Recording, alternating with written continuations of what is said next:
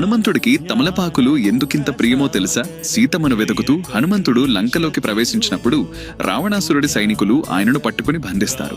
అంతటితో ఆగలేదు, ఆయన తోకకి నిప్పు పెట్టారు. కానీ అది వారి తప్పు. ఆ అగ్ని హనుమంతుడి కోపాన్ని మరింత ఎక్కువ చేసింది.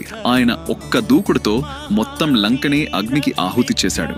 బంగారు లంక క్షణాల్లో బూడిదైపోయింది. అయితే ఆ అగ్నిజ్వాలల వల్ల హనుమంతుడికి కూడా కొన్ని గాయాలవుతాయి. లంక నుంచి తిరిగి వచ్చిన హనుమంతుడి శరీరం మీద ఉన్న గాయాలను చూసి రాముడు హనుమాన్ని తన పక్కన కూర్చోబెట్టుకుని ఆ గాయాలను చూసి బాధపడుతూ ఏడుస్తాడు. శ్రీరాముడు స్వయంగా తమలపాకులను తెచ్చి ఆ గాయాలపైన పెడతాడు. అది ఔషధం మాత్రమే కాదు, అది శ్రీరాముని ప్రేమ. ఆ తమలపాకుల వలన ఆ గాయాలు నొప్పి తగ్గిపోయి నయమైపోవటంతో హనుమాన్కి రాముడు తెచ్చిన తమలపాకులంటే ఎంతో ఇష్టం పెరిగిపోయింది. అప్పుడు హనుమంతుడు జాంబవంతుడితో, ఇక నుంచి నన్నెవరైనా కొలవాలి అంటే ఈ తమలపాకులతో ఒక మాల చేసి అర్పిస్తే వాళ్లను నేను అనుగ్రహిస్తాను, వారి కష్టాలను దూరం చేస్తాను. నా కోసం తమలపాకు